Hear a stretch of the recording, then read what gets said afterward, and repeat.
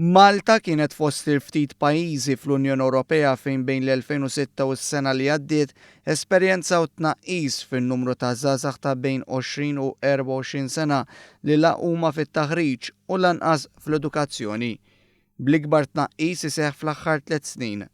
It-tnaqqis ta' kważi 1% poġġa lil Malta fost l-aħjar pajjiżi f'dan is-settur li huma l-Olanda, il-Lussemburgu, id-Danimarka, il-Ġermanja, l-Iżvezja u l-Awstrija. Kollha pajjiżi fejn dawk iż-żgħażagħ li għandhom xogħol u lanqas impjieg kienu taħt l-10%.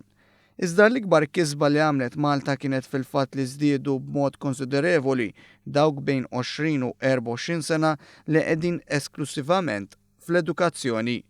Filwaqt li fl-2006 din ir-rata kienet ta' 17.1%, is-sena li għaddiet telet għal 24.5%. Hemm imbagħad 11.8 li filwaqt li għandhom xogħol għandhom impjieg. Fl-2006 din ir-rata kienet ta' 7.2%. Dan it-titjib huwa riżultat ta' iktar investiment fl-edukazzjoni u fi programmi maħsuba biex ma jitilfux iż-żgħażagħ kmieni mis-sistema edukattiva. Dan bil-għan li jkollhom ġejjieni aħjar. Waħda mill-miżuri bl-ikbar riżultati hija dik tal-garanzija żgħażagħ. Garanzija li llum hija eżempju għal pajjiżi oħra fl-Ewropa fejn wieħed minn kull 5 persuni żgħażagħ bejn l-20 u l-24 sena mhumiex f'impjieg.